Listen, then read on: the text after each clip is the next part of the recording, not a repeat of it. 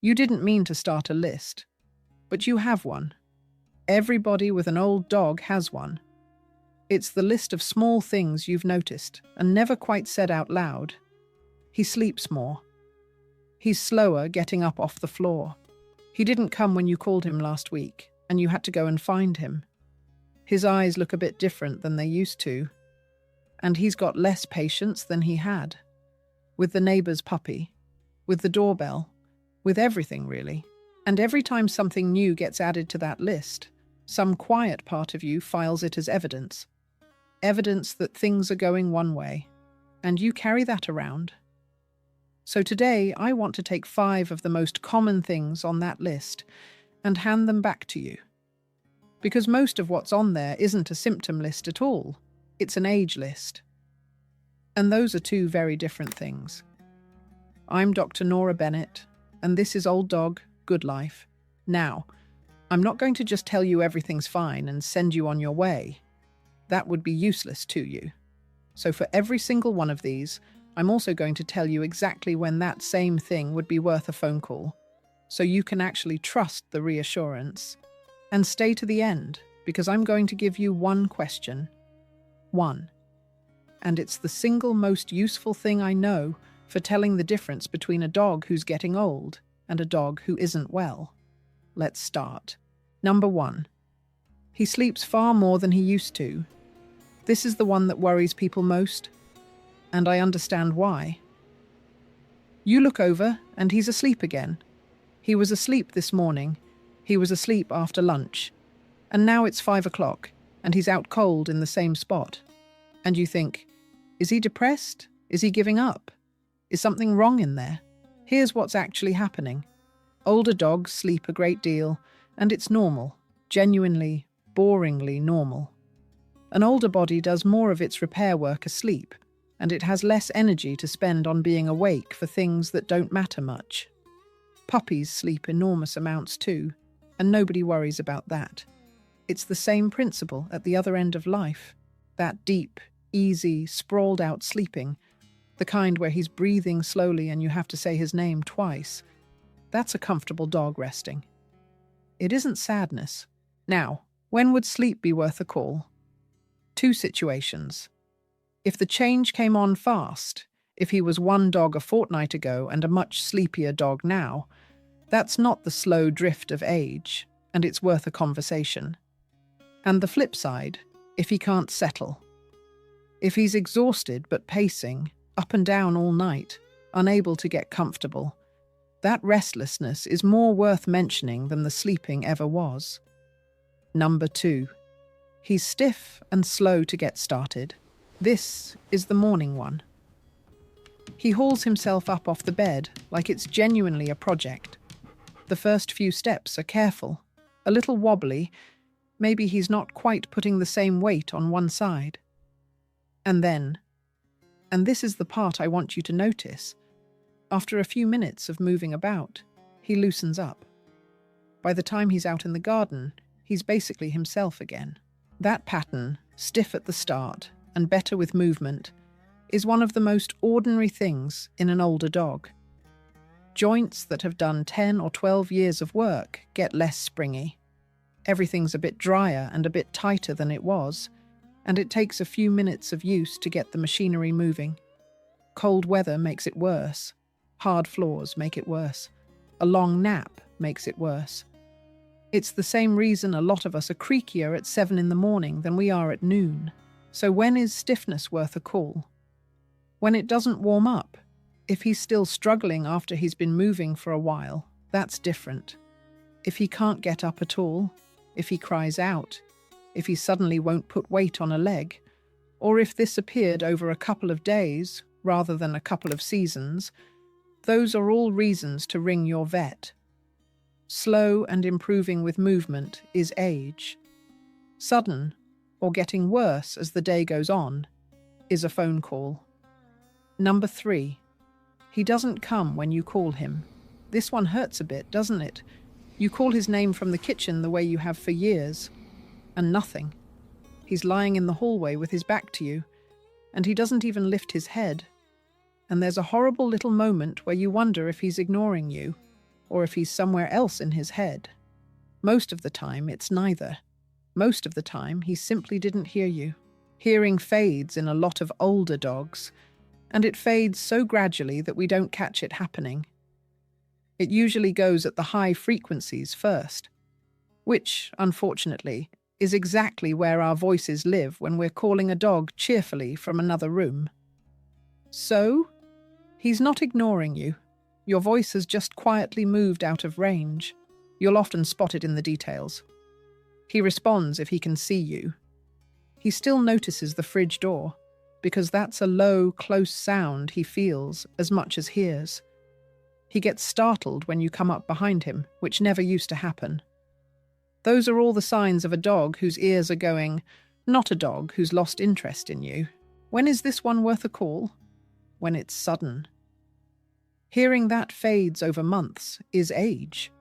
Hearing that vanishes in a week isn't, and that's worth having your vet look at his ears.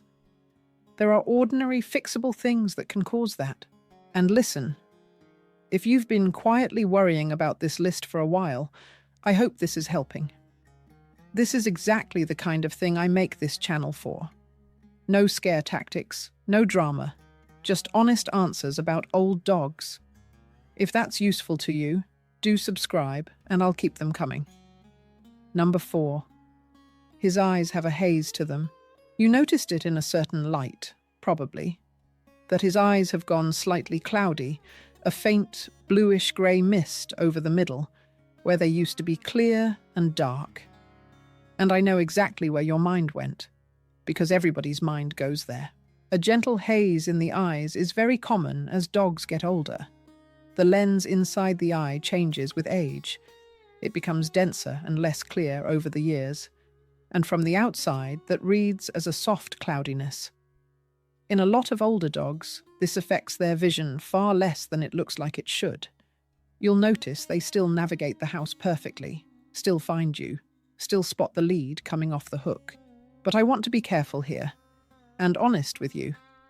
I can't tell you from a description which kind of change your dog's eyes are going through, and neither can anybody else on the internet. That's genuinely a job for someone who can look at them, so here's the rule. A gentle haze that has crept in slowly over a long time is worth mentioning at his next checkup, but it's very common. Anything that looks white or solid rather than misty, anything that came on quickly, any redness or squinting or pouring at the eye, or any sign that he's actually struggling to see, bumping into things, hesitating on steps he knows, startling in familiar rooms. Those get a call, not a wait. Number 5. He's got a lot less patience than he used to. He used to put up with anything. Now the neighbour's puppy bounces over and he turns his head away. Visitors arrive and he goes and lies down in the other room. The grandchildren get a bit loud and he removes himself. Maybe there's even been a grumble from a dog who never grumbled at anything. Most of this is simply an old dog who knows what he likes. His senses aren't what they were, so surprises are more startling. His body isn't what it was, so being jumped on genuinely isn't fun anymore. And frankly, he's earned the right to be a bit particular about company. Wanting peace is not the same as being unhappy. But this is the one where I want you to pay closest attention, because it carries the most useful piece of information in this whole video. New grumpiness in an older dog can be discomfort talking. A dog who has suddenly started snapping, or who doesn't want to be touched in a particular place, or who's become genuinely short-tempered when he never was. That dog may well be sore somewhere, and telling you the only way he can. Dogs are very good at hiding pain, and quite bad at hiding irritability. So if the patience has gone quickly, or if it comes with flinching or avoiding being handled, please have that looked at, rather than putting it down to age. That one's worth the appointment. So, let's put them together. He sleeps more. He's stiff getting started. He doesn't hear you calling. His eyes have a haze, and he's less patient than he was. 5 things that live on almost everybody's list, and 5 things that are, most of the time, simply what a dog looks like when he's been alive for a long time. Now, the question I promised you. When something changes in your old dog, ask yourself this. Did this arrive slowly, or did this arrive fast? That's it. That's the question. Because aging is slow. It's so slow you only ever notice it looking backwards. You realize in November that he's been slower since about August, and you couldn't name the day it started. That kind of change, the kind with no clear beginning, is usually just time doing what time does. Illness tends to be faster. It has a beginning you can point to. He was fine last Tuesday. This started at the weekend. That's a different shape entirely, and that shape is what deserves a phone call. Slow and gradual is usually age. Sudden and new is worth checking. It won't be right 100% of the time. Nothing is. But it is by far the most useful instinct you can develop, and it will save you an enormous amount of worry over things that turn out to be nothing at all. And that's really what I wanted to give you today. Not a promise that everything's fine, because I can't see your dog, and I won't pretend otherwise. Something better than that. A way to look at the list. Because here's the thing about getting old. It isn't something going wrong. It's the thing that happens to every single body that's lucky enough to keep going long enough to get there. The grey around his mouth, the long sleeps, the careful mornings. That's not a body failing. That's a body that's been used well for years, doing what it's earned the right to do. Old isn't a diagnosis. It's just an age. So go and let him sleep in the sun. He's not falling apart. He's just been here a while. And so have you, and that's rather the point. I'm Dr. Nora Bennett. This is Old Dog Good Life. Subscribe and I'll see you next time. Dr. Nora Bennett is a character created with AI. This channel is educational only and is not veterinary advice. If you're worried about your dog, please talk to your own vet.